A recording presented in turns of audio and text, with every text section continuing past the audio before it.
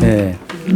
일단 이번 주제가 예수와 그의 백성인데, 그러니까 예수라고 하는 이름의 뜻은 혹시 들어본 적 있으시죠? 예수라고 하는 이름의 뜻은 거기 나와 있다시피 자기 백성을 저희 죄에서 구원할 자, 이게 예수의 뜻이에요. 그러니까 예수라고 하는 분은 처음부터 자기 백성이라고 하는 특정한 어떤 인물들을 염두에 두고 오신 분이라고 하는 거죠. 그러니까 예를 들어서 뭐 이제 부처 그러면 원래 붓다라는 뜻이지만 부처의 뜻은 어떤 거예요?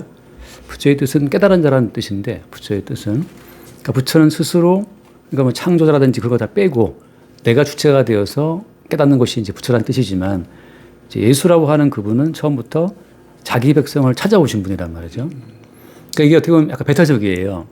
그래서 모든 종교가 열려 있는데 이상하게 성경에서 말하는 예수는 처음부터 자기 백성을 찾아오신 분이기 때문에 자기 백성 이외에는 다 배척한다는 뜻이잖아요. 그래서 아니 예수라고 하는 분이 만민을 사랑하신 분이 아니라는 거죠. 예수님은 처음부터 자기 백성을 찾아오신 분이에요. 택한데? 네, 택한 백성만 찾아오신 거죠. 그래서 이제 나도 택했다는 얘기야. 그렇죠. 예. 그래서 옛날에 어떤 분들은 왜 그렇게 하느냐, 다 사랑하지. 제가 이제 그런 분들을 이런 설명을 많이 해요. 이런 설명을 제가 하는 설명은 그거죠. 왜 예수는 자기 백성만 찾아 구원하러 오셨느냐, 다 구원하지. 이렇게 할 때 제가 가끔 드는 비유는, 예컨대 엄마가 아이를 낳으면 엄마는 자기 아들만 사랑하잖아요. 딸만 사랑하고. 옆집 아들은 일단 내 소원이 아니야. 이제 그런 것처럼 생명의 원리라고 하는 것은, 그러니까 생명과 사랑의 원리는 내가 낳은 내 새끼를 사랑한다고 하는 거거든요. 그러니까 이제 예수님께서 자기 백성을 사랑한다는 것 자체를 인간 관계 속에 집어넣어 놓으신 거예요. 그래서 왜 너는 네 자식만 사랑하는데? 왜 너는 왜 엄경삼 씨는 신묘수만 사랑하는데? 그죠? 그렇지도 않은데. 그렇죠. 이런 게 그렇지 않게 하는데 대부분 남자들은 아내만 사랑하죠. 예.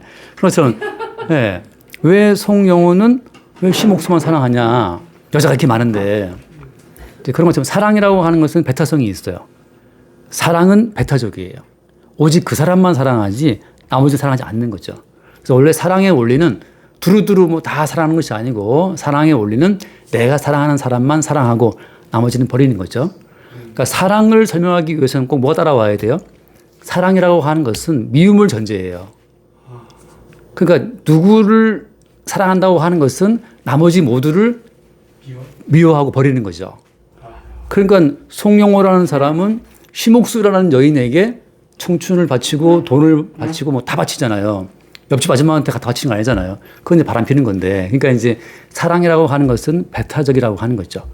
그러니까 이제 예수라고 하는 분도 사랑하시기 때문에 예수의 택함을 입고 사랑을 입은 자만 그 사랑을 알아요.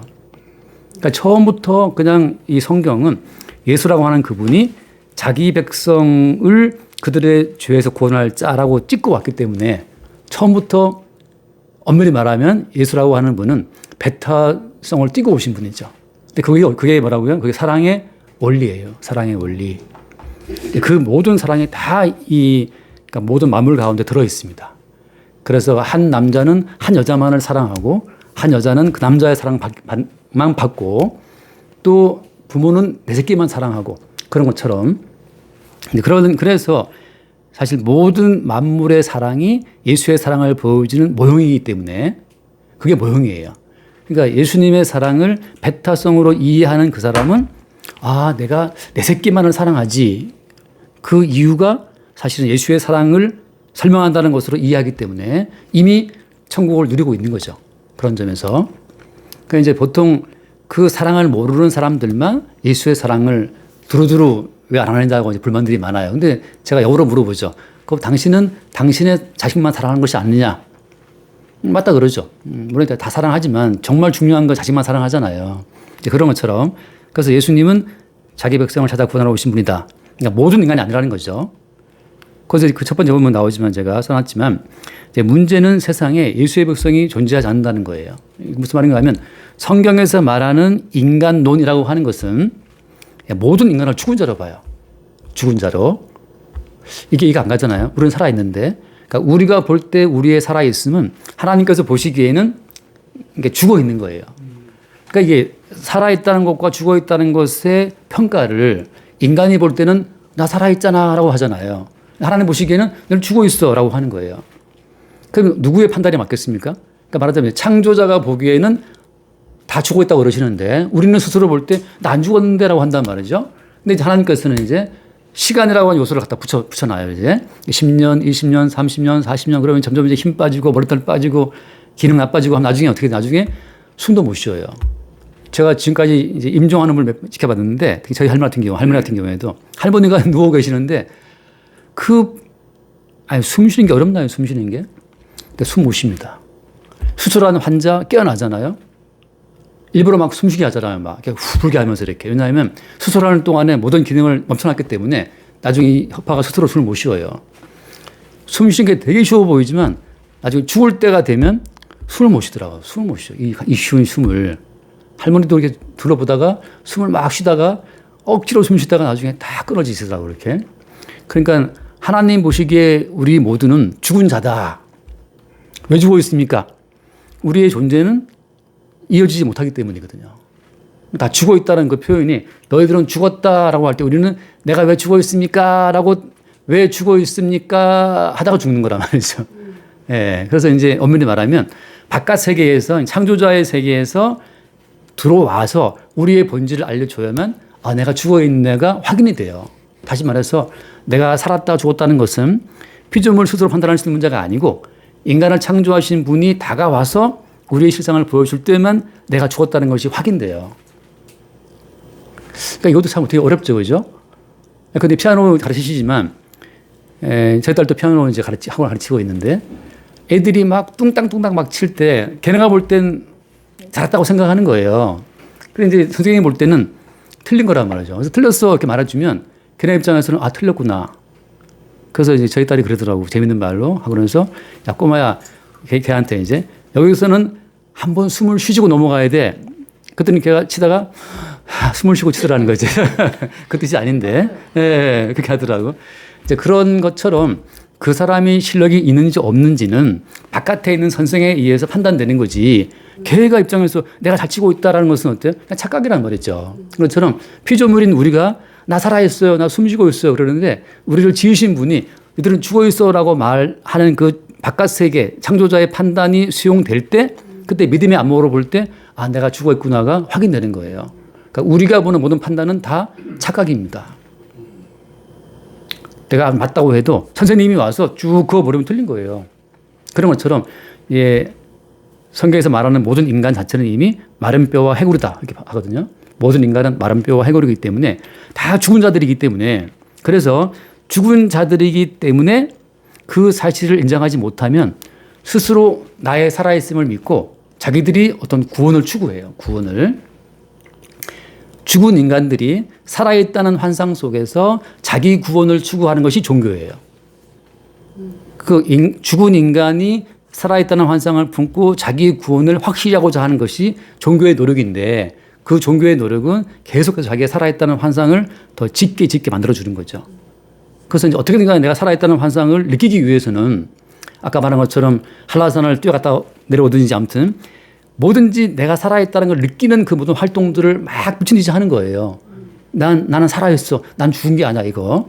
그것이 명상이기도 하고 나가서 막 마라톤을 뛰기도 하고 아무튼 나의 살아있음 확인하는 과정이란 말이죠.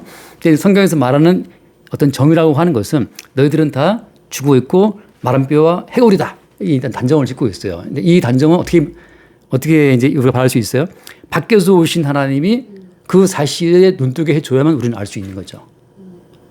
그러니까 선글라스를 끼고 있으면 다 짙게 보이는 것처럼 이 안경이 벗겨지지 않으면 선글라스를 벗지 않으면 안 보이는 것처럼 그러니까 사람들은 한계에 빠져 있는 거죠. 그래서 이 모든 성경 자체가 우리에게 진리를 말해줘요. 그러니까 성경에서 말하는 그 정의가 진짜 정의고 우리가 생각하는 것은 어때요?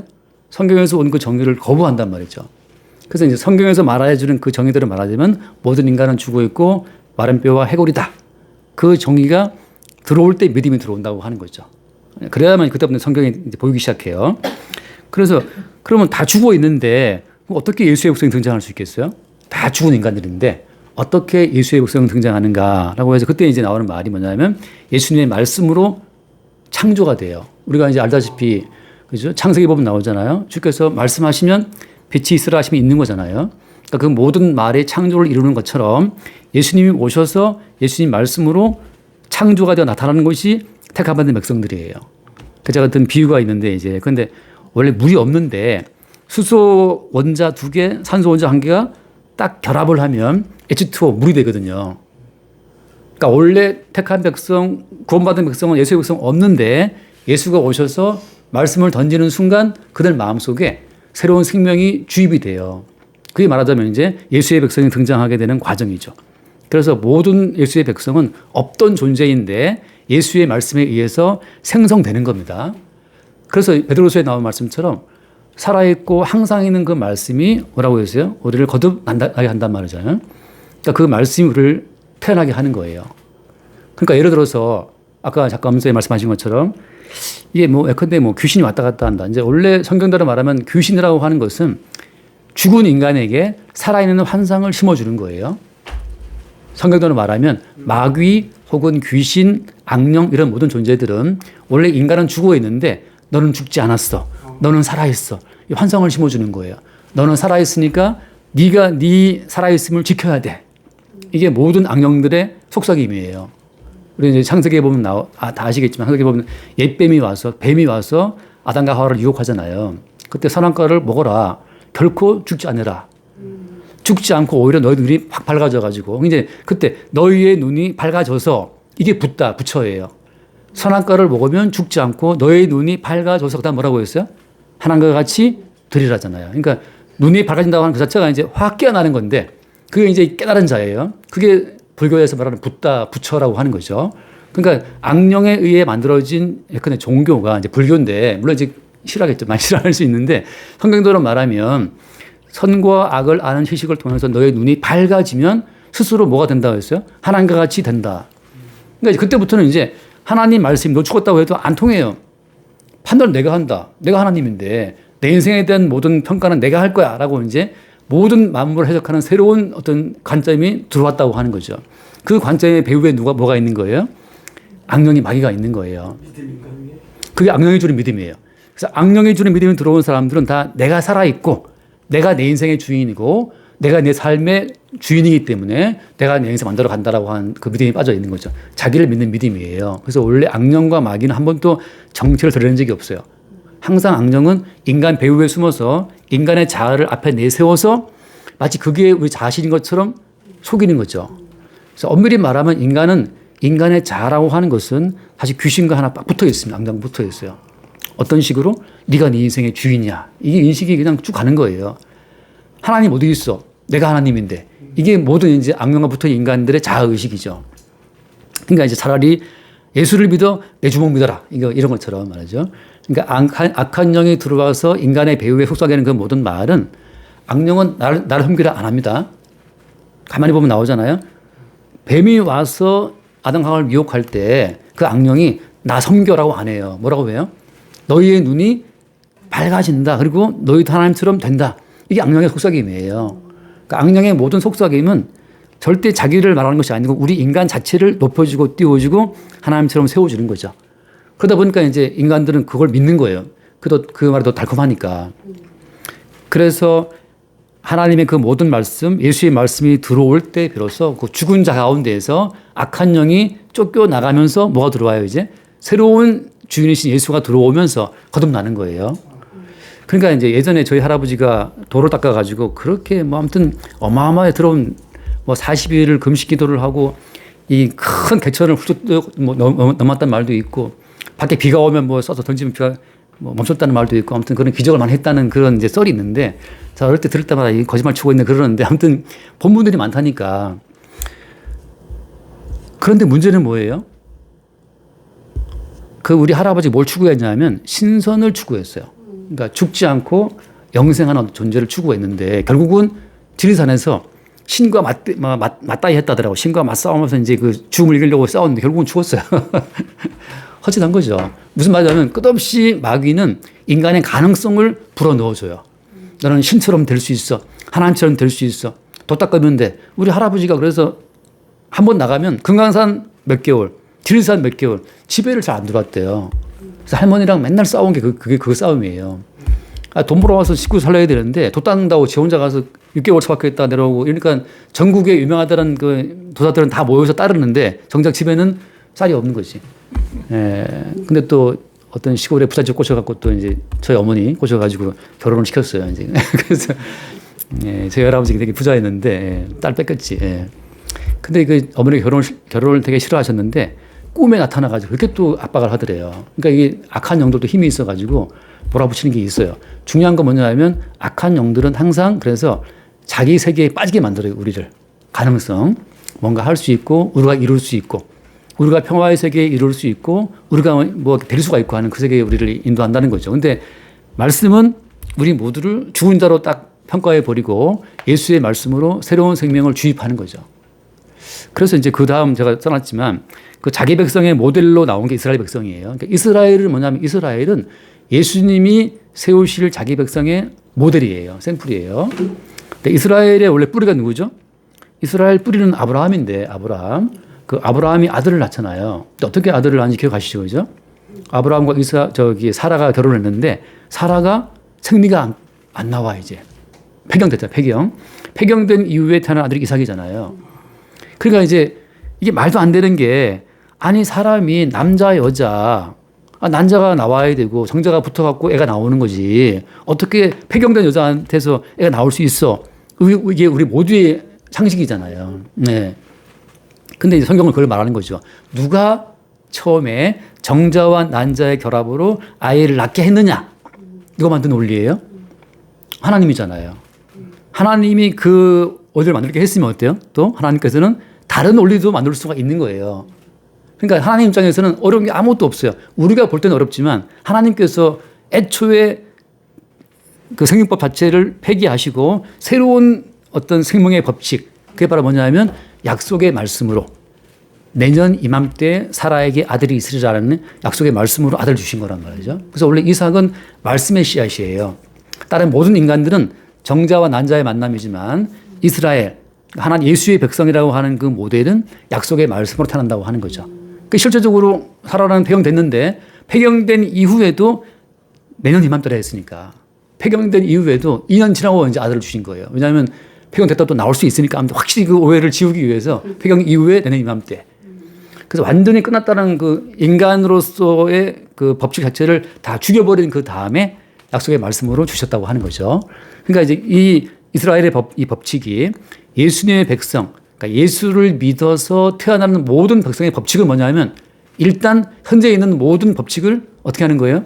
죽이는 거예요. 다 끝내는 거예요. 그러니까 사람으로서는 살 수 있는 모든 방법을 끝내고 나서 죽음의 자리에 들어간 상태에서 그때 이제 약속의 말씀으로 새롭게 그 사람을 태어나게 하는 거죠. 그 예수의 방식이라고 하는 거예요. 그러니까 예수님이 그 자기 백성을 만들어내시는 방식은 살아있다는 사람을 먼저 죽여요. 살아있다는 사람들. 나 죽은 자구나라는 사실을 알게 하시는 거죠. 그러니까 지금 내가 살았나 죽었나 보면 어때요?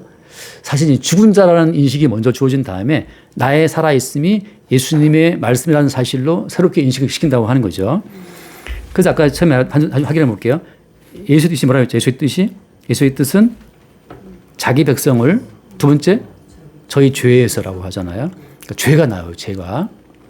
근데 이제 예컨대 불교나 유교나 뭐 도교나 이런 종교에서는 죄가 있어요? 없어요? 죄 문제가 없어요. 왜? 모든 인간들이 정상적이고 모든 인간들은 양심이 있고 도덕적이기 때문에 굳이 죄인이라는 정죄가 필요 없어. 내가 노력하면 되는 거죠. 그러니까 맹자도 무슨 말을 해요? 맹자의 사단 7정을 보면 맹자의 사단 측은지심 있잖아요. 또 사양지심 있고 또 뭐 있어요? 시비지심이 있고. 그러니까 맹자가 볼 때는 인간은 불쌍한 사람 보고 도와주면 측은지심이 있어. 인간이 선한 거죠. 그러니까 맹자의 성선설이잖아요. 맹자는 인간을 볼 때 선하게 봤어요. 불쌍한 사람 보면 도와주고 싶은 마음도 있고 시비지심 무엇이 옳은지 그림도 알고 있는데 또 사양지심 사양할 줄도 알아. 그러니까 맹자가 볼 때 인간은 참 선한 존재예요. 그러니까 뭐 유교라든지 불교도 마찬가지죠. 불교 인간이 도 닦고 수영하면 해탈할 수가 있는데 그래서 모든 종교는 죄를 말하지 않지만 성경에서는 죄를 말해요. 그럼 죄가 뭐냐? 이게 조금 어렵기도 한데 이제 그거 한번 볼게요. 제가 자 인간은 예수를 만나기 전까지는 죄가 무엇인지를 모른다라고 하잖아요. 한번 읽어주실래요, 박사님? 인간은 예수님을 만나기 전까지는 죄가 뭔지를 모른다. 인간들이 내리는 죄의 정의는 다 선악의 지식에 근거한 상대적인 개념이다. 우리가 만난 예수님이 다른 예수가 아니라 진짜 예수님이라는 증거가 무엇일까? 그 증거는 사람들이 놀랄 만한 신비한 이적이나 능력이 아니다. 참된 예수님을 만난 증거는 자기가 바로 죄인 중에 개수임을 아는 것이다. 자, 이제 결과적으로 보게 되면 오늘날 뭐 수없이 많은 교회 교인들이 예수를 다 안다 하잖아요. 그러면 진짜 예수를 만나는 사람과 다른 예수도 나오는데 어떻게 알 수 있을까요? 그냥 교회에 넘쳐나요. 예수 믿는 사람들이. 근데 제가 자세히 들어봐. 당신은 어떤 예수를 믿고 있는가를 물어봤을 때 진짜 예수인지 가짜 예수인지 어떻게 알 수 있을까요? 이게 왜 필요하냐면 우리가 믿는 예수는 까딱하다가는 다른 예수를 믿을 수 있어요. 진짜 예수를 만난 증거는 뭐냐면 자기가 죄인임을 아는 거예요. 이제 엄청 많은 분들이 기분 나빠해요. 특히 저희 아버님 같은 경우에도 내가 왜 죄인이냐. 저희 아버님도 약간 양반 스타일이거든요. 내가 왜 죄인이냐. 근데 아버님 하신 거 평생 한 거 보면 모르실까? 분명히 알 것 같은데 저희 아버님도 술 드시고 어머니 때리고 난리 아니었는데 항상 유교 법칙이 있어가지고 점사는 나가면 너무 좋은 분이야. 집에 들어오면 밥상 없는 분이에요. 나가면 그리고 호인이 없어. 꼭 집에 들어오면 밥상 엎어요. 저 볼 땐 되게 아버지가 올 땐 다 미웠어요. 저런 나가면 너무 호인인데 집에 들어오면 깽판치니까 술 드시고. 근데도 아버님은 자기가 죄인인지를 몰라요. 자기가 좋은 사람이래. 그래서 저는 그게 너무 모순적이더라고요. 근데 그런 차원의 죄가 아니라 예수를 만난 사람들은 이제 예수님 앞에서 죄인임을 알아요. 조금 더 다시 말해볼게요. 예수님 앞에 죄인은 무슨 말인가 하면 하나님께서 보내신 예수는 어떤 예수예요? 하나님이 보내신 예수는 결정적으로 예수하면 어떤 이미지 떠오르죠? 어떤 이미지가? 예수하면 어떤 게 떠올라요? 가장 중요한 이미지가? 십자가죠. 그죠? 십자가의 예수예요. 자, 하나님께서 우리를 죄인이라고 딱 규정하는 이유가 뭐냐 하면은 자기의 아들 예수가 십자가에 죽었다. 그 십자가에 죽은 사건을 가지고 우리 모두를 죄인으로 싹 규정하는 거예요. 이게 어이가 없는 게 우리 입장에서는 누가 죽으라 했습니까? 누가 죽으라 했어요, 예수님? 근데 하나님이 자기가 예수님 보내갖고 십자가에 죽게 해놓고 나서 내 아들 예수가 십자가에 죽었으니 너희들은 다 죽어마땅한 죄인이야. 이러고 있는 거예요. 이게 이제 헷갈릴 수 있지만 한번 나중에 들어보세요. 이게 하나님의 모략이에요. 하나님의 모략이에요. 먼저 하나님이 빚을 딱 갚아주셨어요. 빚 딱 갚고 나서 내가 빚 갚았으니 너희들은 다 빚쟁이야. 이런 식이에요. 먼저 예수를 보내서 십자가에 죽게 해놓고 나서 그 십자가에 못 박힌 그 사건을 기점으로 해서 우리 모두를 죄인으로 싹 만드시는 거예요. 이 원칙을 갖고 다가오시기 때문에 아까 말씀하신 것처럼 선악의 관점에 근거해서 상대적인 개념 속에서 나는 죄 안 졌어. 저 나쁜 놈이야. 이 자체가 의미가 없는 거예요. 쉽게 말하면 성경에서는 모든 인간을 죄인으로 규정을 해버려요. 날 때부터 인간은 그래서 죄인으로 태어납니다. 레위기에 나오는 말씀 있죠. 아들을 낳으면 7일 동안 부정해요. 여자가 부정하다 그러거든요. 딸을 낳으면 14일 동안 부정하고 그 레위기 말씀이 많은 사람들의 자존심을 긁어요. 왜냐하면 아들을 낳았는데 하나님께서는 부정하다는 거죠. 왜 부정하지? 애를 낳았는데? 딸을 낳았으면 14일 부정하대요. 왜 부정하냐? 딸을 낳았는데 출생은 좋은 거 아니냐라고 하는데 어때요? 하나님 보시기에는 죄인을 하나 낳은 거예요. 이게 진짜 너무 열받는, 인간으로서는 열받는 건데 하나님의 모략이에요. 그래서 하나님 보시기에 너희들은 선천적으로 타고난 죄인이라는 거죠. 한번 전에 12월 말에 어떤 분이 왔는데 그분 아들이 왔는데 아들이 날 때부터 염색체 몇 번 이상으로 지적장애인이에요. 날 때부터 장애를 갖고 태어난 거죠. 어쩌겠어요. 근데 이제 그걸 다시 말해서 모든 인간은 하나님 보시기에 날 때부터 죄인이라고 하는 것이 그냥 성경의 정의예요. 그래서 모든 인간이 죄를 범했다. 이렇게 딱 찍어버려요. 여기서 이제 모든 종교를 다 반발합니다. 인간은 고귀하고 존귀한데 왜 니들은 죄인이라 그러느냐. 근데 성경에서는 십자가에 못 박히신 예수님을 딱 원칙 박아놓고 나서 십자가에 못 박히신 예수님 앞에서 니들은 다 죄인이야. 이렇게 몰아붙이니까. 이해가 될지 모르겠지만 그런데 심옥수라는 여인이 송혜진을 낳았잖아요. 그죠? 그럼 최초로 엄마의 살을 찢고 피 흘리게 한 자는 누구예요? 심옥수라는 여자의 살을 찢고 피를 흘리게 한 자는 누구예요? 예진이죠. 그러니까 예질이 날 때부터 엄마의 살을 찢고 피를 흘리게 만든 죄인이라 말하자면. 근데 어때요? 근데 사랑한다고. 똑같아요. 내가 바로 예수의 살을 찢고 예수의 피 흘리게 만든 죄인이구나를 아는 사람이 예수의 사랑을 받아요.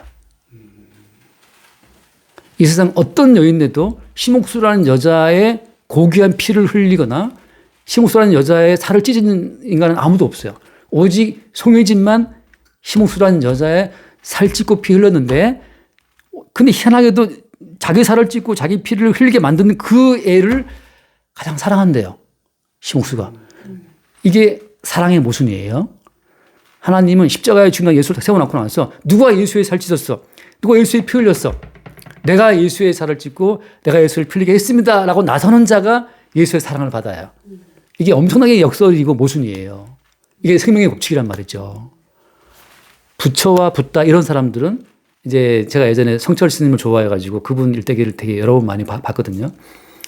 성철 스님도 이제 세속에서 딸을 낳았잖아요. 그 딸도 아니고 이제 중이 됐는데 저기 딸이 왔어요. 안 봐요, 일부러. 그 인연을 완전히 끊기 위해서.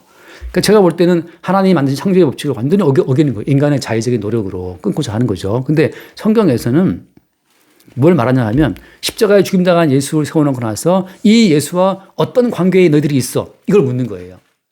예수와 어떤 관계야? 마찬가지죠. 예진한테 예진아 너 심옥수하고 어떤 관계야?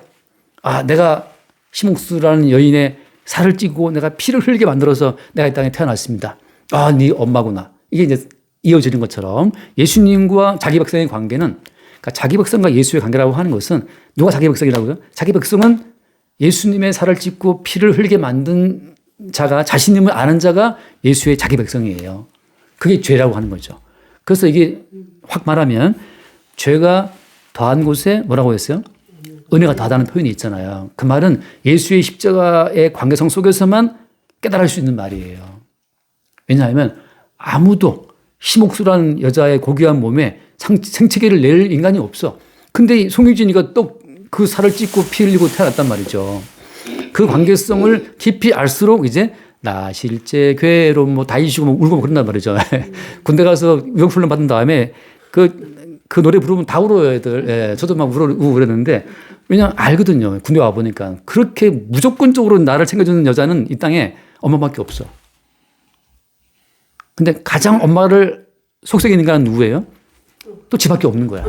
그러니까 이거는 애증이라고 단순히 말할 수 없어요. 그냥 엄마를 가장 괴롭히고 엄마를 가장 눈물 뺀 그 인간이 죄인인데 오히려 죄인인데 엄마의 사랑을 가장 깊이 입어. 그러니까 죄가 더한 곳에 은혜가 더하듯이 엄마를 제일 속삭이는 불효자가 나중에 제일 엄마에게 효도합니다. 그러니까 죄인 아닌 새끼는 나중에 엄마한테 효도를 못 해요. 저도 교회 바로 앞에 떡방강간이 있어요. 떡방강간에 그 주인이 어버버버 하는 약간 말 못하는 분이거든요. 근데 그 집 큰아들이 너무 공부 잘해서 미국 유학 가서 지금 교수하고 있는데 그 큰아들은 한국에 들어오질 않아요. 근데 한국에는 그 늙은 노모를 모시고 떡방강간 하는 그 어버버버 하는 그 말도 못하는 그 약간 바보 같은 그 사람은 그 장가도 못 갔어요. 근데 어쨌든 그 아들이 엄마를 봉양하더라고, 지금까지. 참 희한하다. 열심히 공부시키고 돈 다 대준 그 인간은 미국 가서 오지도 않는데 이거 한국에 남아가지고 말도 못하는 어버버 하는 이 흔히 말하는 병신은 그 엄마를 봉양하고 있더라고. 무슨 말이냐. 자기의 죄인됨을 아는 사람이 예수의 백성입니다. 그러니까 지금 제가 박근혜 때 말했는데 중요한 것은 뭐냐면 이제 엄마의 사랑 앞에서 자식은 그냥 늘 죄인인 거예요, 사실은. 네, 엄마의 기대에 도달해서가 아니라 항상 엄마의 기대에 미치지 못하는 것 때문에 그래서 이제 한번 3번 읽어볼게요. 제가 거기 2번에 3번을 보면 그 판단의 근거라고 있잖아요. 3번. 네네.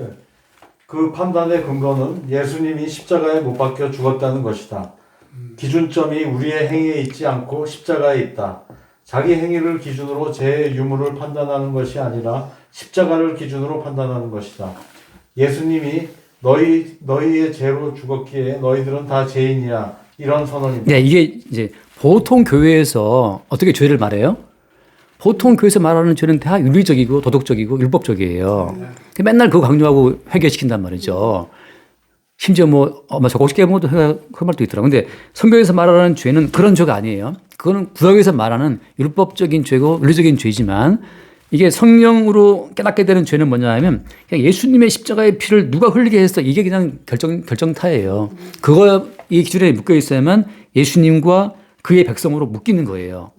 이게 죄에 대한 어떤 새로운 기준점이라고 하는 거죠. 자, 그래서 그분이 죽었다는 것은 우리가 죄인이라는 증거다. 그분이 죽었으므로 모든 인간이 어떻게 해요?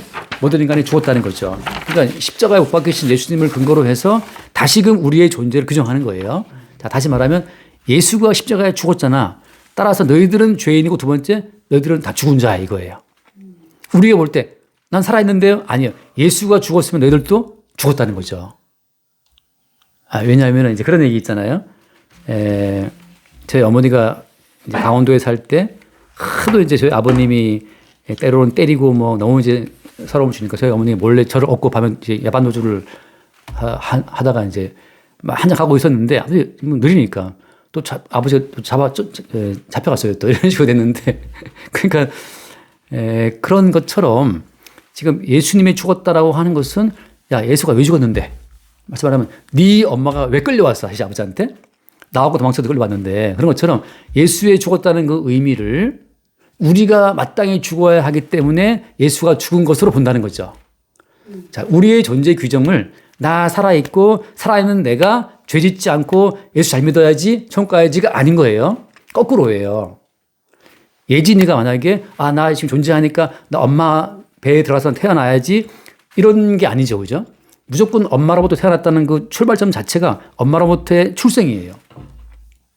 그 전에 기억이 있어요? 없어요? 기억이 없어요. 따라서 스스로 깨달았다는 그 예컨대 붓다 깨달았던 그 자체는 모순적이에요. 왜냐하면 붓다 자체도 어때요? 낳아준 엄마가 있어요? 없어요? 엄마가 있으니까. 존재 자체를 자기로 보는 것이 아니고 자기를 낳아준 엄마로도 봐야 되는 거죠. 그게 맞잖아요. 그죠? 그러니까 피조물이 자기 존재가 아니고 자기를 창조해준 창조주로부터 그 기준점으로 자기를 봐야 되는 거지. 피조된 존재가 자기를 근거로 해서 창조자를 판단할 수 없단 말이죠. 그런 것처럼 지금 예수님의 십자가의 사건의 근거를 두고 다시 우리를 존재 규정을 하고 죄가 무엇인지를 규정하고 의가 뭔지를 다 본다고 하는 거예요. 그래서 이제 그 다음에 볼게요. 그래서 우리가 죄인이냐 뭐 의인이냐 자체가 이것이 이게 수없이 많은 그 마귀의 거짓말에서 나온 착각이에요. 그냥 딱 끝나는 겁니다. 뭐로 끝나는 거예요? 만약에 우리가 죄인이 아니라면 예수님은 십자가에 못 박혀 피를 흘릴 이유가 있다 없다? 없다는 거죠. 그러니까 예수가 피 흘렸어? 그럼 니들은 죄인인 거야. 다음 예수가 죽었어? 그럼 니들은 죽은 거야 이거예요. 나 숨 쉬고 있는데 아니야 예수가 죽었잖아. 니들은 죽은 거야 이거예요. 그러니까 예수님의 십자가의 기준으로 해서 다시금 죄가 무엇인지 의가 무엇인지 살았다는 것이 무엇인지를 다 규정하는 거예요. 그럼 네 번째 볼게요. 여러분. 인간은 죄 가운데 태어나 죄 가운데 살다가 죄 가운데 죽는다. 사실은 이미 죄와 죽음 속에 있었는데 우리의 인식과 감각이 그 당연한 죄와 사망을 선악의 지식으로 왜곡하고 오해한다. 심리적인 요인만으로 공황장애를 앓는 사람들이나 이미 부도 처리가 된 줄 모르고 회사를 살려보겠다고 애쓰는 기업가나 상상 임신으로 입덧하는 여인과 같다. 이미 선천성 죄인이기에 무슨 일을 해도 구원과는 상관없으며 다른 인간들에게나 영향을 주고받을 뿐이다. 측은지심으로 도와주면 그 사람 고맙잖아요. 인간들끼리 주고받는 기브 앤 테이크예요. 하나님 보시기에는 아무 의미가 없어요. 욥기에 나오는 표현을 빌면 욥기에 나오는 그런 표현이 있어요. 만약에 우리가 범죄했다고 치자. 하늘에 떠가는 구름이 멈추겠느냐. 우리가 착한 일을 했다고 해서 하늘의 구름이 비를 내리겠느냐. 그러니까 우리의 선과 악과는 아무 상관이 없이 그냥 구름은 지나가고 바람은 불고 지구는 태양 주위를 돌고 있단 말이죠. 마찬가지로 우리가 범죄했다고 해서 하나님께서 아이고 놀래라 안 해요. 왜? 하나님은 처음부터 우리 모두를 죽은 자로 죄인으로 보시기 때문에 우리의 선과 악은 같은 인간들끼리나 어떤 가치가 있는 것이지 하나님 보시기에는 아무 의미가 없어요. 그래서 그런 점에서 지금 어떤 우리의 죽음 자체를 인간들은 착각 속에 갖고 있다는 거죠. 상상 임신을 또 다른 애인들처럼 살아있다는 거예요. 그냥 무조건. 근데 하나님 보시고 어때? 니들은 죽음 속에 있어. 그러니까 지금도 어때요? 일초에 똑딱하는 순간 전 지구적으로 볼 때는 수천 명이 죽잖아요. 순간적으로. 정말 더덥죠. 그죠? 그런 것처럼. 그 다음 볼게요. 늘 네네네. 예, 늘 죄가 분출되는 육신이지만 예수의 백성은 그 죄로 십자가의 예수를 바라본다. 그러나 뱀의 백성은 자기 자신을 주목하며 모든 일의 원인과 결과를 자기 중심적으로 생각한다. 그러니까 이게 이제 예수의 백성이라고 하는 것은 자기 존재의 설명을 항상 예수로부터 십자로부터 이제 한다는 것이 이제 초점이고, 반대로 교회 속에 있지만 예수를 믿고 있지만 뱀에 속한 마귀에 속한 백성은 어때요? 항상 자기가 기준점이에요. 그러니까 모든 것의 원인과 결과가 나한테 있다고 생각해요. 근데 솔직히 말하면 송혜진이라는 사람의 존재의 원인이 송혜진에게 있습니까? 아니죠, 그죠? 근데 엄마, 아빠 하나 또 왔단 말이죠. 그런 것처럼 예수의 백성은 자기 존재의 규정을 예수로부터 해석을 하고, 마귀에 속한 백성은 자기 존재를 자기로부터 봐요. 그러니까 내가 내 존재의 주인이니까 내가 스스로 돛닦고 내가 스스로 해탈할 수 있고 내가 스스로 구원하게 이룰 수 있다고 생각한단 말이죠. 그래서 모든 인간들은 대부분 다 자기 자신이 자기를 구원하기 위한 시도를 멈추지 않아요. 일단 모든 인간은 결핍에 빠져 있기 때문에. 근데 이제 예수의 백성이라는 것은 뭐냐면 모든 것의 원인 결과를, 그러니까 알파와 오메가, 처음과 나중, 그 모든 것을 어때요? 예수님으로 두고 시작한다고 하는 거죠. 근데 이런 얘기들이 이제 마귀의 백성한테는 이것이 씨알도 안 먹히고 이제 예수님 백성한테만 이것이 들어오는 이야기예요. 여섯 번째 봅시다. 예수의 백성이 죄를 대하는 방식. 죄는 싸워 이기는 것이 아니라 용서받는 것이다. 죄의 욕망이 올라올 때마다 이미 그 죄를 용서하신 십자가 예수를 바라보며 죄가 더한 곳에 은혜가 더함을 알게 된다. 네, 일단은 먼저 이거 죄라고 하는 것은 우리가 극복하거나 싸워 이길 수 있는 어떤 그런 형태가 아니에요. 어때? 죄는 무조건 십자가에 못 박히신 예수님의 이름으로 용서받는 거예요. 죄는. 자, 생각해 볼게요. 송혜진이라는 이 진짜 젊고 막 이 어떤 생기 넘치는 이 딸이 항상 송영호와 심옥수라는 사람의 그 모든 말을 잘 따르고 늘 순종하고 늘 기쁘게 합니까? 막 모든 걸. 말 안 들어요? 예. 말 안 듣죠. 예. 잘 들어요. 예. 이거 분명합니다. 자식이라고 하는 것은 부모의 말을 잘 들어도 자식이 아니에요. 부모의 말을 잘 듣는 사람들은 학교에 가면 사회에 가면 많이 있어요. 자식은 뭐냐? 죽을 때까지 부모의 용서를 받고 사는 존재예요.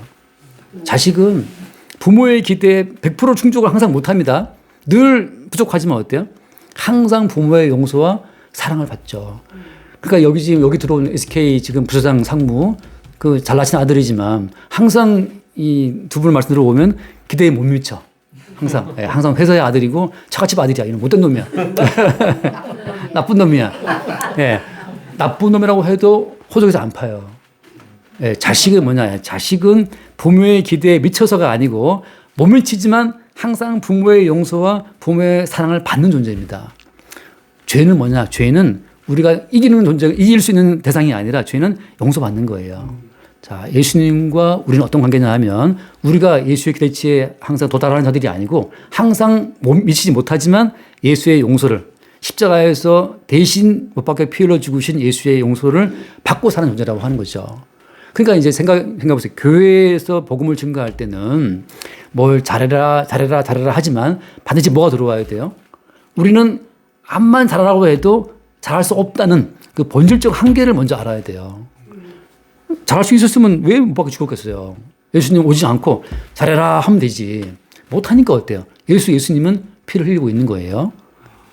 그러니까 이 중에서 우리 가운데 가장 연장자가 지금 뭐 엄지사님이시지만 인생 오래 살면 사람이 반듯해지나요? 아, 정말 생각만 해도 그냥 옳은 생각하고 바른 생각하고 마누라가 뭘 긁어도 그냥 그래 뭐 내가 노스 이뻐하니까 다 너그럽게 이렇게 사는 압니까? 안 돼요. 저도 보니까는 저희 아버님이 연세를 이제 드셨잖아요. 그럼 저는 사람 될 줄 알았어요. 아버님이.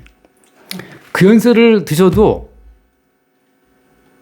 다 앉아갖고 밥을 어머니가 차려주시지 않으면 밥을 안 먹고 딱 앉아갖고 밥 가지고 왔나? 뭐 이건 그리고 그냥 굶어요. 깡으로. 어머니가 어디 멀리 갈 수가 없어. 그게 저런 거죠. 아니 아버지 어머니도 좀 이제 나이도 있으시고 했는데 좀 하면 안 됩니까? 그걸 내가 왜 하냐? 이러고 있어요. 그래서 제가 나이를 먹으면 더 유순해지고 부드러워지고 저 와이프가 뭐라 해도 그냥 웃으면서 그래 이쁘다 이랬으면 좋겠는데 전혀 이 송영호 선생님 빼고는 저는 본 적이 없어요. 요즘 그 말 하려고 그랬어. 예. 무슨 말인가 하면은 인간은 살아가면 살아갈수록 바뀌지 않습니다. 그냥 상황에 따라서 대응할 뿐이에요. 그 상황에 따라서 그냥 어떤 카멜레온처럼 이렇게 응대할 뿐이지 실제 바뀌지 않거든요. 무슨 말이냐면 우리가 바뀔 수 있었으면 예수가 왜 죽었겠어요. 그러니까 모든 성도는 성경에서 나오는 뭐 하라 하지 말라 그걸 들을 때마다 이걸 내가 다 할 수 있었더라면 굳이 예수를 보내 십자가에 죽게 하지 않았지. 하는 걸 알고 있는 거예요. 그래서 항상 십자가에 예수가 왜 죽었는지를 알게 하시기 위한 방편으로 우리한테 뭐 해라 하지 말라 계속 그 말 주시고 있는 거예요. 그러니까 이제 두 분이 예진 씨한테 무슨 계명을 줄 때마다 이거를 100% 달성할 거라는 기대를 하지 않잖아요. 그죠? 하면 좋겠지만. 근데 어때요? 분명히 예진이가 이 내 말을 안 들을 거야 해도 어때요? 이미 벌써 부모는 용서한 마음 품고 있어요. 지금 방금 신 목사님이 뭐 나쁜 놈이나 아들 하지만 어때요? 이미 아들을 용서하고 있어요. 아들을 용서하고 있기 때문에 나쁜 놈이라 그러는 거지. 진짜 용서 안 할 것 같으면 이런 말도 안 해요. 진짜 호적 막 파버리지. 예. 근데 이제 이미 용서한 마음 먹고 나쁜 새끼 하는 거예요. 그러니까 성경에서 나오는 모든 계명도 어때? 이미 예수의 십자가의 피로 용서할 준비를 한 상태에서 우리한테 뭘 해라 하지 마라. 이들은 죽어마땅한 죄인이야. 자꾸 말씀하시는 거예요. 그래서 사무엘하 12장에 나온 말이지만 그 다윗이라는 왕 아시잖아요. 다윗이라는 왕이 부하의 아내를 딱 훔쳐온단 말이죠. 그리고 부하를 죽여버리잖아요. 정말 나쁜 놈이죠. 회사 내가 회장인데 사장인데 내가 부장 마누라 너무 예뻐. 그 부장 마누라를 내가 딱 몰래 관계를 한 거예요. 그리고 이 부장이 혹시 알까 싶어갖고 부장을 몰래 깡패 사가지고 부두가에 가갖고 죽여버린 거예요. 사장이. 나쁜 놈이잖아요. 막장 드라마잖아요. 실제 사건은 아니지만 제가 지어낸 사건이긴 하지만 그러니까는 다윗이 그런 꼴이란 말이죠. 근데 선지자가 와서 당신이 바로 그래서 당신을 죽어마땅한 자라고 말하는 그 다음에 바로 이어서 말하기를 이미 하나님이 당신을 용서했다 그러시거든요. 이게 너무 놀라운 거예요. 그러니까 이미 우리가 어길 것을 다 아시고 이미 십자가에 예수님을 못 박혀 죽게 하는 방식으로 이미 우리를 용서하신 거란 말이죠. 그러니까 우리는 뭘 바라봐야 되는 겁니까? 우리 죄가 드러날 때마다 이 죄를 대신해서 이미 예수님 십자가의 피로 죽은 것이구나를 보는 거죠. 그러니까 모든 기준점은 어디에 있는 거예요? 십자가에 못 박히신 예수께 있어요. 그 십자가의 예수를 바라보게 하려고 주님께서는 이거 해라, 이거 하지 말라 하고 계명을 주는 거예요. 그 계명을 우리 압박할수록 어때? 우리는 그걸 못하니까 이미 용서하셨구나를 다시금 바라보는 거죠. 십자가에 못 박힌 예수를 바라보면서 그렇게 되는 거예요. 다음에 이제 7번 볼까요? 7번. 예수의 백성이 막 살 수 있는가? 선악과를 먹은 육신은 막 살 수 없다. 인간이 주체적으로 통제할 수 있는 것은 없다. 끊임없이 육신을 통제하며 관리하려는 속성이 발현된다. 자, 여기서 이제 아까 잠깐 이제 제가 불교를 이야기했는데, 자, 이미 선악과를 먹은 우리 인간들은 막 살라고 해도 막 살 수 없어요. 자기도 모르게 선악 지식으로 자기를 통제해요. 아무도 안 봐도 양심이 나를 막 정죄해. 그래가지고 인간들은 자기 마음대로 막 살아갈 수가 없어요. 막 살아가려고 해도 살 수 없어요. 그래서 무슨 말이냐. 인간은 이 선악과를 먹었기 때문에 계속 악을 죽이고 선을 높이는 방향으로 자기를 계속 높여가려는 시도를 한단 말이죠. 그게 누구의 사실은 뒤에 계략이에요? 그게 마귀의 계략이에요. 계속 악을 줄이고 선을 높여나가야지 그걸 계속 우리한테 압박하고 있는 거예요. 그러니까 막 살 수가 없죠. 근데 그 진실을 이렇게 악을 멀리하고 선을 행해야지라고 하는 그 마인드가 마귀가 먹게 한 선악이라는 사실을 누구는 안다고요? 그러니까 예수의 백성만 알 수 있는 거예요. 다시 말해서 우리 할아버지처럼 더 닦아보겠다고 그 금강산 지리산 왔다 갔다 했던 그 할아버지 같은 그분도 예수의 백성이었다면 이렇게 나를 부인하고 점점 이렇게 높은 인격으로 올라가는 그 자체가 마귀의 장난이라는 사실을 봤겠죠. 그러니까 어때요? 모든 예수의 백성은 항상 고상해지려는 그 모든 시도가 이것도 마귀의 노래였다는 것을 안다는 거죠. 왜? 인간은 고상해져 봤자예요. 인간이 아무리 고상해져 봤자, 거룩해져 봤자 하나님 영광에는 도달이 안 됩니다. 그리고 또 고상해 봤자 어때요? 만약에 송영 선생님이 고상해지면 심옥수 고상이 피곤해집니다. 조금 밖에 나가서 야비하게 돈 벌어 와야 좋아하지 너무 바르게 해가지고 잘리고 그러면 괴로운 사람은 또 만원하는 말이죠. 인간은 선하고 바르게 살아갈 수 없는 존재인데 자꾸 그것을 강조하는 것은 어때요? 그게 막이라고 하는 것이죠. 어차피 우리는 선천성 죄인이기 때문에 어떻게 해도 하나님 보시기에 죄인이란 말이죠. 그 사실을 예수의 백성은 알게 된다고 하는 거예요. 그래서 8번 나와요. 8번. 예수의 백성은 자신들의 위선을 적발당하며 하나님의 사랑을 발견하게 된다. 그리하여 나의 나된 것은 하나님의 은혜라는 사도의 고백에 동참하게 된다. 우리는 늘 자기 중심의 역사를 구성하지만 주님은 생명의 말씀으로 그것을 깨뜨리고 그대로 우리를 감싸 안으신다. 주님의 사랑 안에는 우리가 세우려고 시도했다가 무너지고 중단된 바벨탑의 잔해가 즐비하다. 그렇게 무너져도 괜찮은 것은 이미 주님의 사랑이 우리를 감싸고 있기 때문이다. 그 사랑 안에서 허물어진 우리 삶의 흔적들은 바로 우리를 무너뜨리시느라 부지런히 일하신 예수의 흔적이다. 우리 주님이 심 없이 우리 의의 건축물들을 무너뜨리고 그 안에 기생하는 악령들을 내쫓으시며 당신의 집으로 세워오신 사랑의 흔적들이다. 자, 이게 무슨 말이냐면 쉽게 말하면 뭐냐. 내 뜻대로 인생이 안 풀리는 것 자체가 그것이 주님의 계획이라고 하는 거죠. 그러니까 강남 아파트 팔고 지금 뭐 예진이 따라가서 거기 이사 갔다가 뭐 지금 뭐 빌라 살고 있다. 그 모든 것 자체가 뭐냐면 그러니까 우리는 진짜 막 돈으로 막 몇십억 바벨탑을 세우고 싶어 하지만 주님은 따라와서 바벨탑을 허물어 버려요. 결국 나중에는 의지할 때라고는 주님밖에 없게 만든다는 거죠. 몇십억 돈을 믿는 그 마음을 주님이 다 깨버리고 나서 이제 믿을 거라고 하는 것은 보이지 않지만 주님밖에 없다는 사실로 인도한다고 하는 거예요. 그게 이제 주님께서 무너뜨리신 바벨탑의 흔적들이라는 거죠. 그러니까 성도의 인생은 그때 뭐 해서 안 됐네, 그때 그걸 왜 팔았을까, 손해봤는데 하는 그런 자기의 계획이 무너진 흔적들이 성도의 인생 가운데 절비한 거예요. 그것이 바로 뭐냐면 사랑의 흔적이라고 하는 거죠. 그렇게 하지 않으면 인생의 본질이 얼마나 죄고 욕망인지를 몰라요, 우리가. 항상 주님이 우리의 그 야곱의 환대뼈를 치잖아요. 야곱이 다리를 전단 말이죠. 그래서 많은 생각하기를, 아니, 야곱을 사랑하신다며. 야곱의 다리를 왜 부러뜨리는 거야? 그렇지 않나요? 그리고 제가 이해 못하는 말이 뭐냐 하면 예전에 어릴 때 그 야곱이 바로를 만났을 때, 애굽왕 바로. 그때 무슨 말을 합니까? 야곱이 바로가 물어보잖아요. 나이 몇 살에 물어보잖아요. 그때 야곱이 무슨 말을 해요? 내가 험악한 저 세월을 살았다 그러거든요. 솔직히 말하면 내가 예수 믿는 사람인데 누가 내 인생 물어보면 나 예수 믿고 너무 행복해. 예수 믿고 집도 원래 10억이었는데 50억 됐잖아. 예수 믿고 나 원래 안 살아있던 집 사는데 갑자기 그 집이 몇 배가 뛰었잖아. 이렇게 막 말했으면 좋을 거 아니에요? 근데 야곱은 무슨 말을 해요? 여호와 믿는다는 사람이 험악한 세월을 살아간단 말이죠. 다시 말해 예수 믿는 사람이 뭘 자랑하냐 하면 야 아파트 그 팔았는데 지금 50억 한대. 이렇게 내가 망했어. 그러니까 예수 믿는 사람의 고백은 이렇게 뭐가 안 됐어. 이렇게 뭐가 망했어. 이렇게 뭐가 깨졌어. 오히려 그것이 오히려 험악한 세월 살았다고 하는 야곱의 고백이랑 같은 고백이라고 하는 거죠. 왜냐하면 내 인생의 주인이 따로 있다는 사실을 말하고 있는 거예요. 나는 이 집을 5억에 사서 50억에 팔고 싶었는데 그건 내 생각이고. 근데 어때? 인생의 진짜 주인이 와가지고 그 딸랑 5억을 팔고 더 싼 데로 가므로 손해보게 만들었단 말이죠. 그러니까 내 인생에 손대신 분이 있다는 거. 내 인생에 손대신 다른 주인이 있다는 그 사실을 아는 자들이 예수의 백성이에요. 예수님은 우리의 주님이고 왕이고 우리는 그 백성이기 때문에. 그러니까 성도의 흔적은 뭐냐 하면 끝없이 내가 주인이 아니고 누가 내 인생의 주인이 따로 있어. 그 사실을 확인하는 사람이 예수의 백성이라고 하는 거죠. 그런 길로 인도한다는 거예요. 일단 여기까지. 사용하셔서.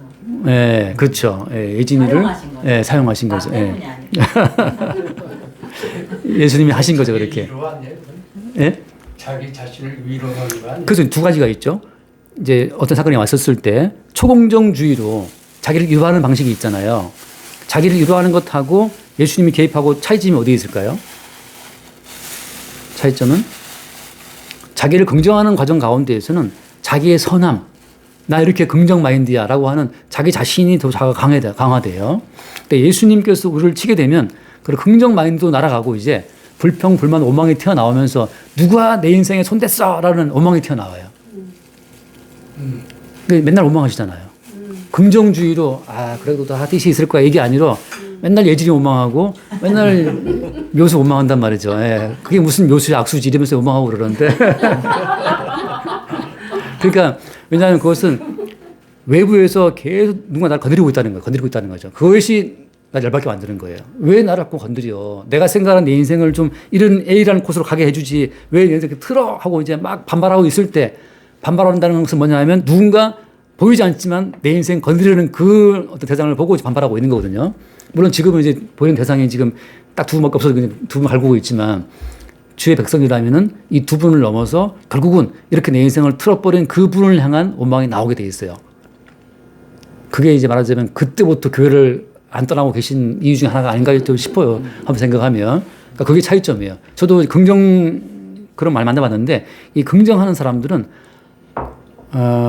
그 영화 혹시 보셨나 모르겠는데 인도 영화인데 그 인도 영화의 주인공이 항상 하는 말이 All is well, all is well. 그러니까 all is well 다 좋다는 뜻인데 그러니까 자기가 믿고 있는 그 이슬람의 그 신, 힌두교의 그 신, 그것이 그냥 항상 all is well이라는 거예요. 거기에는 뭐가 없어요? 그의 인생 한도뼈를 부러뜨린 존재가 없는 거예요. 근데 야곱은 뭘 알아요? 야곱은 험악한 인생을 살았다. 그 엘리멜렉의 와이프 나오미가 무슨 말을 해요? 여호와께서 나를 치셨으므로 하거든요. 야곱이 무슨 말을 합니까? 여호와 내가 주의 얼굴을 보고 살았다라고 하거든요. 그러니까 야곱은 자기 인생의 한도뼈를 친 자가 주님인 걸 알고 있다는 뜻이거든요. 분의 일을 살았다 할 때. 마찬가지로 그러니까 그런 자와 차이점은 뭐냐면 이렇게 내 인생을 때려 부수고 절게 만들고 잃어버리게 만드신 그분이 누구냐라고 하는 어떤 그 반항이 올라간과 동시에 그분이 성경에서 말하는 주님이었다는 사실을 보게 되는 과정으로 간다는 거예요. 예수의 백성은. 마지막에 내가 한 80년 넘게 살았는데 험악한 세월을 살았다. 왜냐하면 어릴 때 잘 풀려야 싶었는데 내가 뭐 신무수 만나가지고 교회 나가면서부터 이상하게 꼬이면서 와이프는 교회만 쫓아다니고 내가 벌어준 돈 다 날려버리고 뭐 결국 이게 왔다 이렇게 말할 때 내 인생을 자꾸만 건드리시는 그분에 대해서 어떤 새로운 눈이 띄어지게 되는 그런 길로 주님이 인도한다는 거죠. 그게 예수의 백성이에요. 근데 마지막 순간에 예수를 만나지 못한 예수의 백성은 이게 지옥 백성이라고 하는 거죠. 그러니까 지옥 자체는 쓰레기를 태우는 곳이기 때문에 그러니까 우리가 다 이제 오늘 음식물 나왔잖아요. 다 버리잖아요. 그죠? 우리가 다 먹은 다음에 쓰레기 버리는 것처럼 천국은 예수의 백성들을 다 끌어모은 다음에 나머지 껍데기를 버리는 곳이 이제 지옥이란 말이에요. 그래서 지옥은 불타는 곳이에요. 쓰레기장 태우듯이 태운다는 말이죠. 그러니까 이제 내 인생에 손대신 분이 누구야? 라고 하는 거.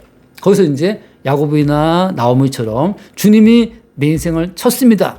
혹은 욥처럼 누가 내 인생 건드립니까? 라고 욥이 계속 반항하잖아요. 나중에 욥이 알죠. 아, 내가 몸 밖에서 주를 봤다는 말씀처럼. 그러니까 성경에 나오는 인물들은 다 계속해서 네 주인 따로 있어라고 갈구신 분이에요. 건드리신 분이에요. 그러니까 욥도 그 고통을 당하고 나오미도 고통을 당하고 고통을 당하는 거죠. 그러니까 어떻게 보면 이제 엄경삼 집사님도 고통을 당하고 있는 거죠. 어떤 고통을 비싼 집 팔고 이사 갔다는 것도 그렇고 이제 몸도 약해지고 말이죠. 그러니까 누가 내 인생 건드려라고 하는 그 질문은 사실 이제 아직은 잘 모르겠지만 내 인생의 주체가 따로 있다는 사실을 알고 나오는 고백이죠. 그게 아니게 되면 이제 부처처럼 스스로 깨닫는 자가 돼요. 아, 깨달았다. 내가 내 인생의 주체야. 내가 만들기 나름이야. 내 생각이 나름이야. 그러니까 그러잖아요. 그 뭐라 합니까? 불교 유명한 명제 있잖아요. 모든 것은 마음에 있다고 하잖아요. 마음에 있다. 일체의 심조. 마음에다 만들어내는 거예요. 일체 모든 것 자체가 심조, 마음이 지혈조자거든요. 마음이 조물주야. 이건 거대한 환상의 세계예요. 근데 성경에서는 어때요? 그 조물주가 누구예요? 하나님이라고 말하잖아요. 근데 이제 불교에서는 그걸 모르겠으니까 내 마음이 스스로 나만의 환상의 세계를 창조해내요. 그게 열지입심주거든요. 네, 그랬더니 한번 쭉 패면 또 확 올라간다, 혈고 올라간단 말이죠. 그러니까 그 모든 것이 허상의 세계라는 자체가 악한 영이 와서 깊이 개입할수록 점점 환상은 두터워지거든요. 그걸 이제 주님께서는 참된 주인은 그걸 깨는 거죠, 자꾸만 이제. 유심조 뭐 지었는데 주님이 확 흔들어서 한번 깨고 하는 과정으로 간다는 거예요. 여기까지 해야 될 것 같은데 지금 50분이 넘었는데 혹시 질문 있으시면 질문을 또 아까 말씀 질문 있었고 그러니까 초공정과 차이점은 실체 내 인생을 건드리는 어떤 주체를 향한 반항이 올라온다고 하는 거죠. 그분이 예수라고 하는 거고 그렇게 내 인생을 뒤흔드는 그 예수를 만난 자들이 예수의 백성이에요. 내 인생의 주인은 따로 있다는 사실 포기하는 거죠. 그래서 제가 만나본 많은 분들이 뭐 이제 사업에 실패하신 분, 그다음에 이제 암 걸리신 분, 그다음에 이혼하신 분, 그다음에 그 우리 저기 톡방에 속한 분 가운데 여러분이 암 환자인데 뭐 그런 분, 그 보면 제가 항상 느껴요. 주님이 손댄 흔적들이, 그 상처들이 야곱의 다리 서린 것처럼 흔적이 남아 있어요. 그분들이 예수의 백성이에요. 예수의 백성은 다 흔적이 있어요. 주인이 따로 있어라는 흔적이 남아 있다는 거죠. 여기까지 하고 잠깐 뭐 쉬었다가 할까요? 질문 딱 하고, 예, 마치겠습니다.